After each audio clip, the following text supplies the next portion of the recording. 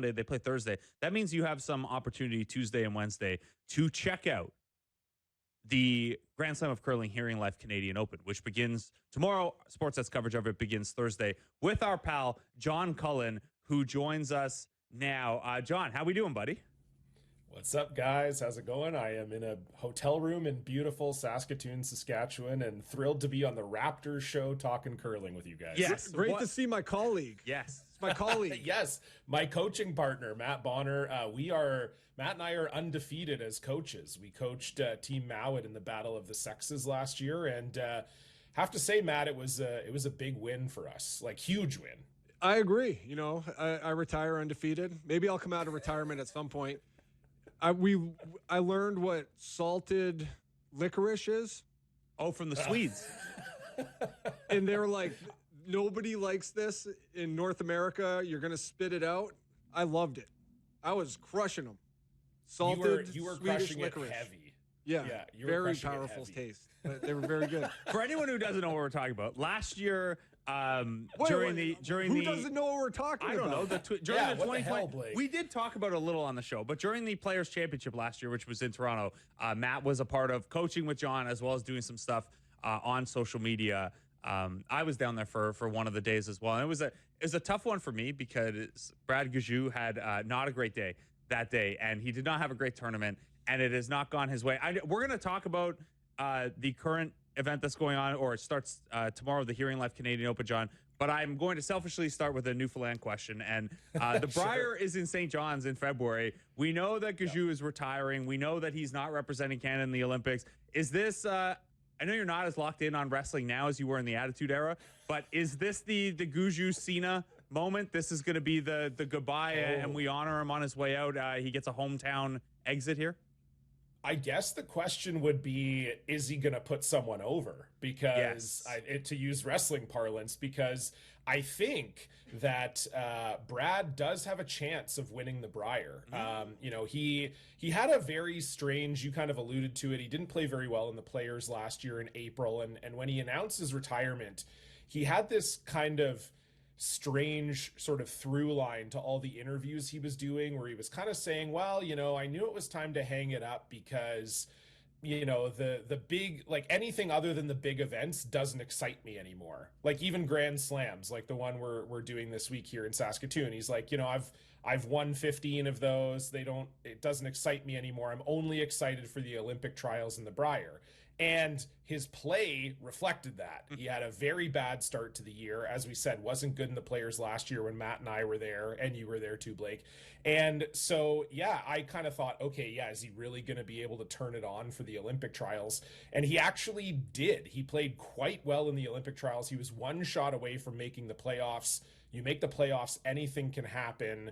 And so I think there's a chance that he could win his swan song Brier. So I think if in terms of wrestling parlance, it's whether or not he's going to actually go out on top. Is he going to go somewhere else, throw the belt in the trash can? I don't know. But he has a chance of winning the Brier in St. John. So I know for you as a big Brad Gajou fan and a big Newfoundland fan, he'll be one of the favorites for sure. Yeah, that could be a lot of fun. Before we get to that one, is the HearingLife Canadian Open this week on Sportsnet coverage starting Thursday. You're a part of that. You're also going to be a part of the Olympic coverage for curling in the Winter Olympics, which is a lot of fun. Jacobs and Homan will be representing Canada. How stoked are you? I know you've been doing the curling stuff for a long time. We've been friends a long time. The idea of John Cullen, Olympic curling correspondent, has only recently the momentum of Broomgate and Curling Rocks Your Book, which we'll circle back to. But how stoked are you, and how surreal is it that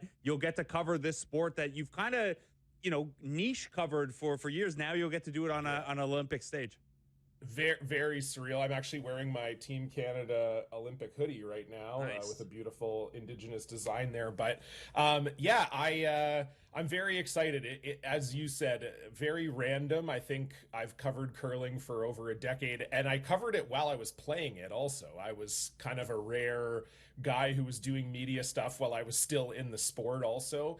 And it was not something that was on my radar. It was something obviously I was, would have wanted to do, but it wasn't something I thought I would get the chance to do, just being kind of a Yeah, kind of a goofball comedy guy that's been covering curling.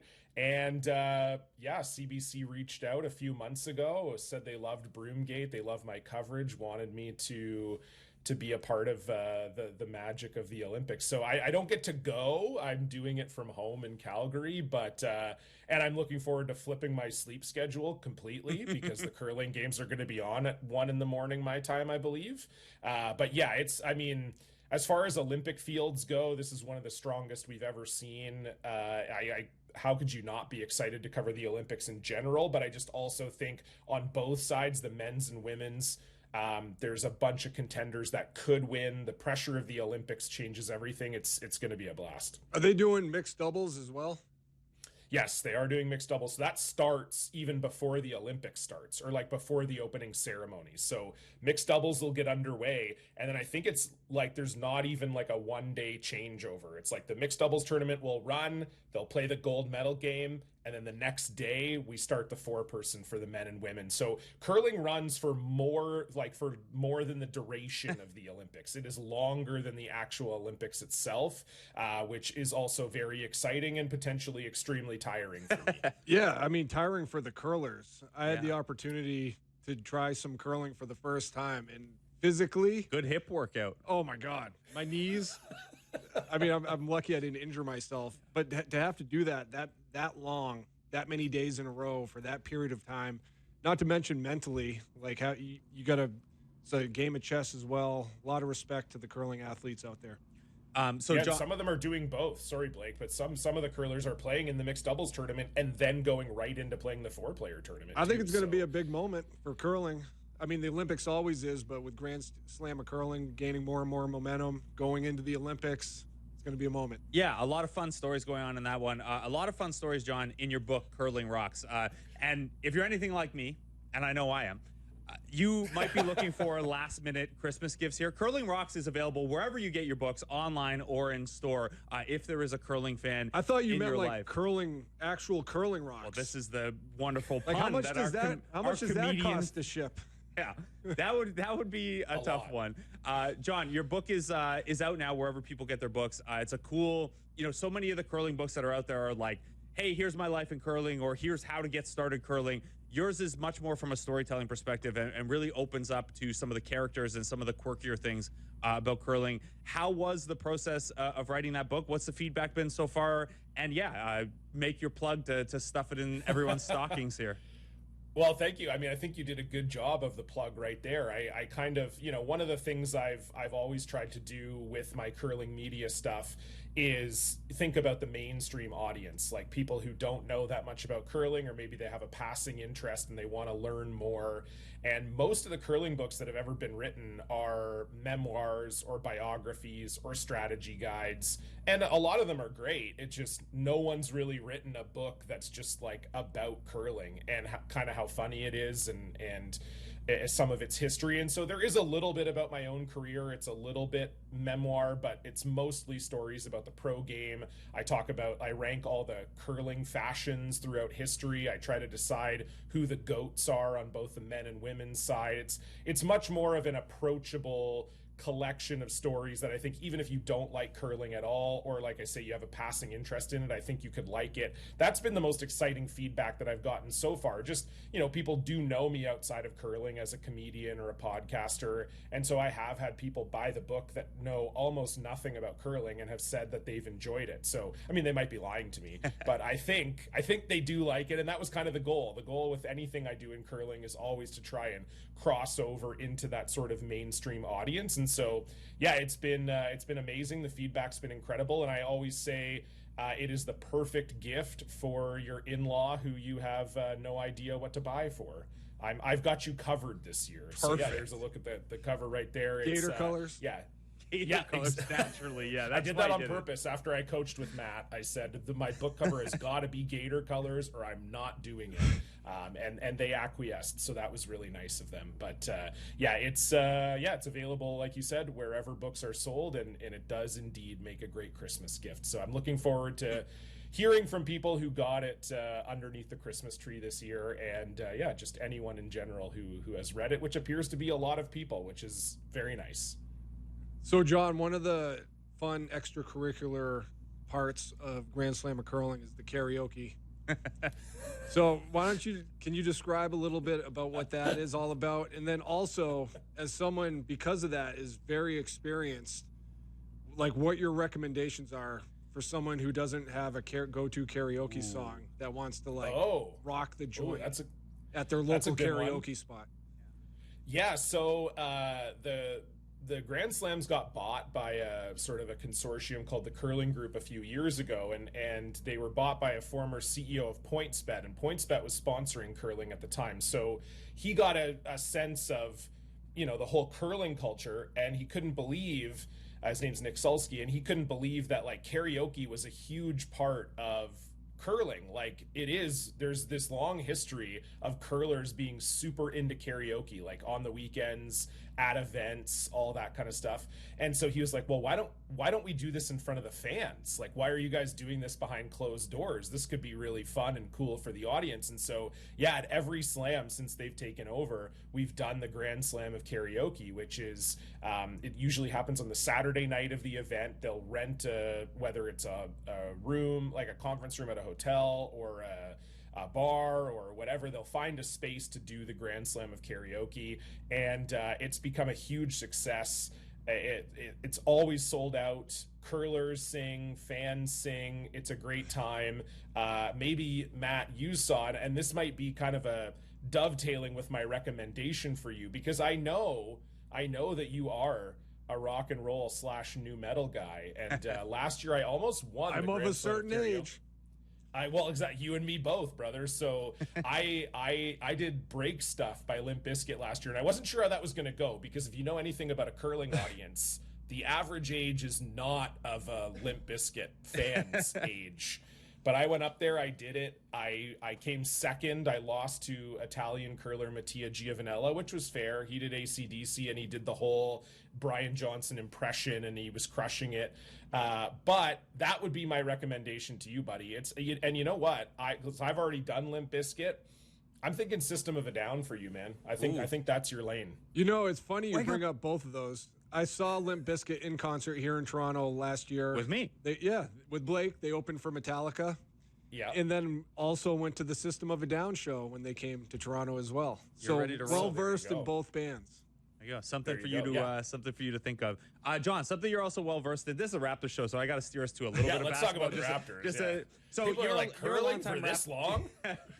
You're a longtime Raptors fan, been a hardcore through the championship run and everything like that. Obviously, the team is where they are right now, bit of a losing streak here after a really strong run.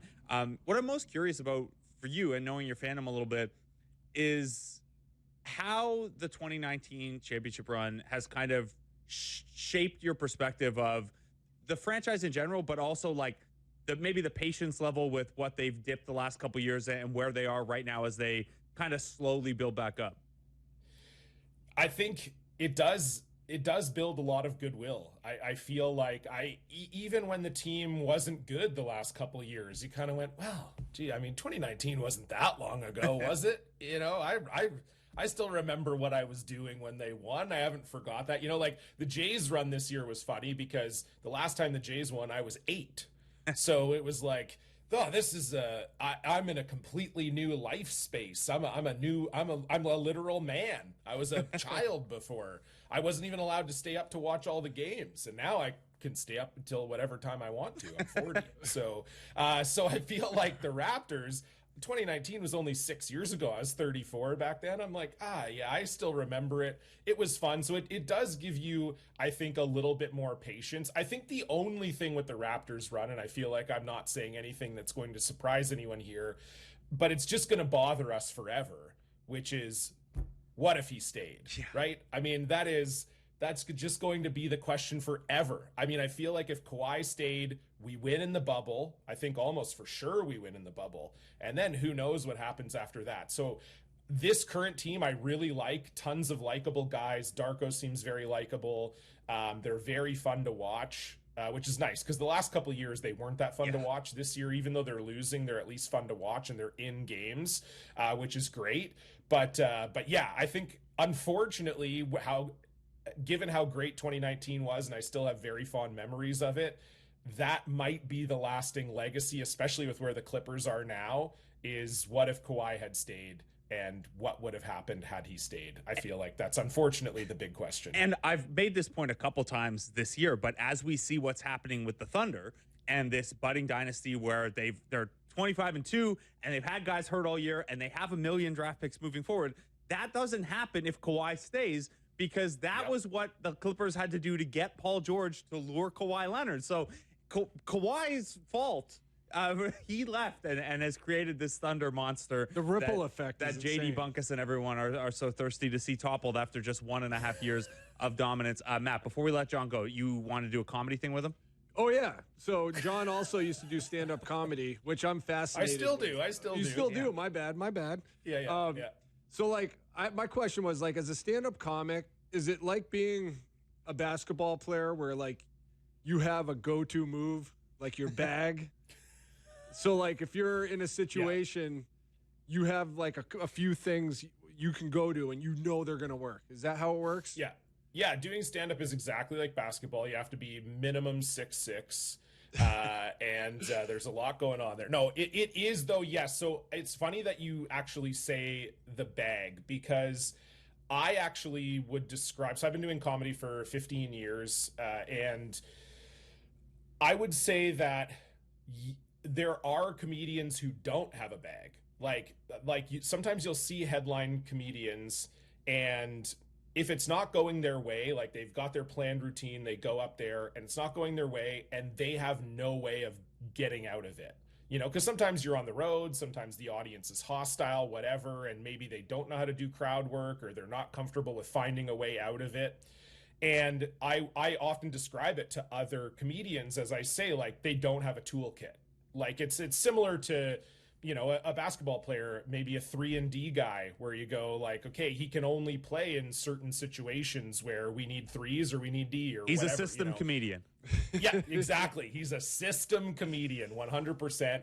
And I'll say that to comedians. I'll say, you know, I think they're a good comic, but they need to develop other tools in case the plan doesn't work. And so, yeah, I think absolutely there are the equivalent of like a 5-tool player with comedians as well, where, you know, you can do crowd work, you can do your plan material, you can do kind of improv material, you can do panel shows, whatever. Like, yeah, it is somewhat similar to that. And definitely when things are going bad, sometimes you need to go to that crossover dribble that works every time. Definitely. Yeah. Well, if you want to talk versatility, someone who has Curling Rocks, which is out now wherever you get your books, Broomgate, an award-winning podcast about a big curling scandal that I won't spoil, but you should check out.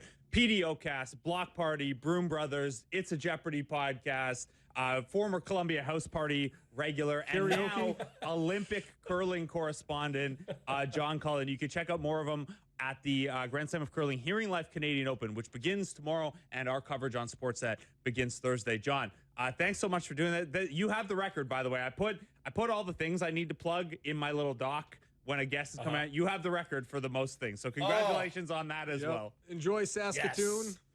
Yes. I'll try my best. Hey, talk to Steve from Pup, because he said he had really, really good Chinese food in Saskatoon when they were just on tour. Yes, I thought about texting him, and I will for sure. Thank you guys so much for having me, and thanks to the Raptors fans for your patience with all this curling talk. I appreciate you too. Look, we snuck a little bit of basketball in there. Thanks so much. John Cullen. Thanks, guys. Thanks, John. John Cullen. The book is Curling Rocks. The podcast is Broomgate, and he's on the our coverage of the GSOC on Sportsnet. We're going to get